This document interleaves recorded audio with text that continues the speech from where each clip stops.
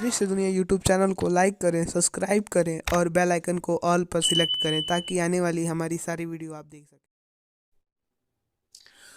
माँ गंगा का जल पावन, निर्मल और पवित्र। माँ गंगा के जल में अनेक रोगों से लड़ने की ताकत।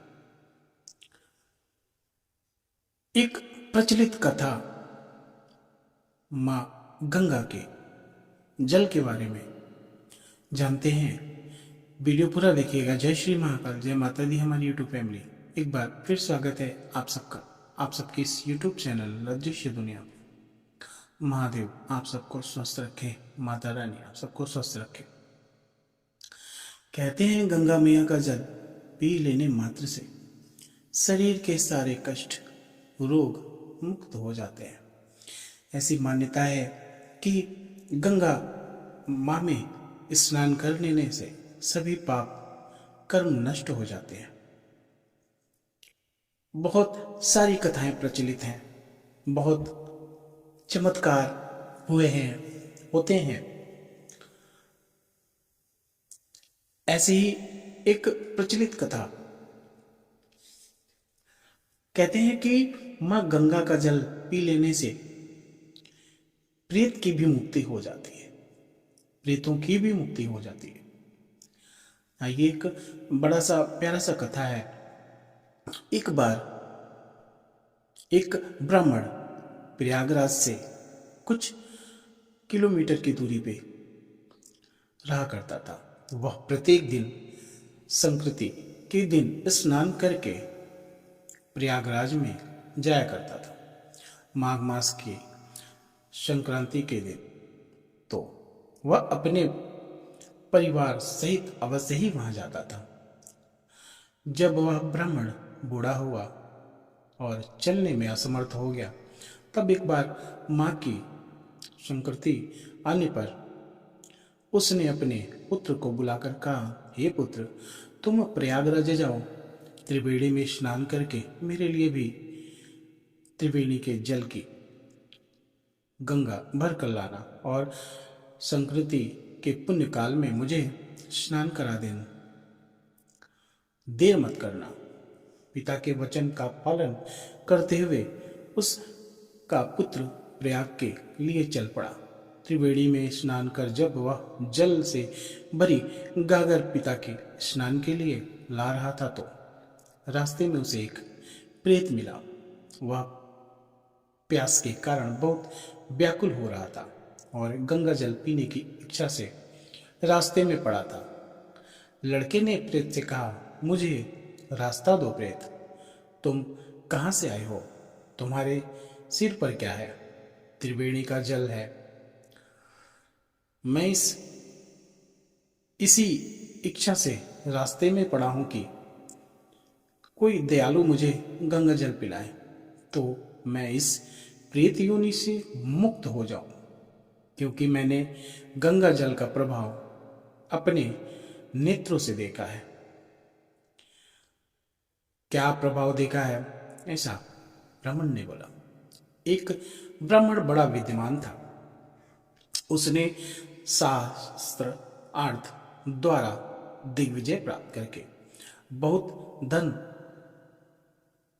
उपज लिया था, लेकिन क्रोधवश उसने किसी ब्रह्म देवता ब्राह्मण को मार दिया। उस पाप के कारण मरने पर वह ब्रह्म राक्षस हुआ और हमारे साथ 8 वर्षों तक रहा। 8 वर्षों के बाद उसके पुत्र ने उसकी हड्डियां लाकर श्री गंगा के निर्मल तीर्थ कनकल में डालकर गंगा जी से प्रार्थना की, हे पापनाशिनी गंगा माते, मेरे पिता को शांति प्रदान कीजिए। तब तत्काल ही वह ब्राह्मण ब्रह्म राक्षस भाव से मुक्त हो गया। उसने मरते समय मुझे गंगा जल का महत्व बताया, सुनाया।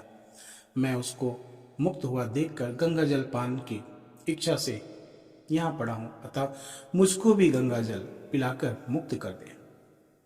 तुझे महान पुण्य होगा। मैं लाचार हूँ क्योंकि मेरे पिता बीमार हैं।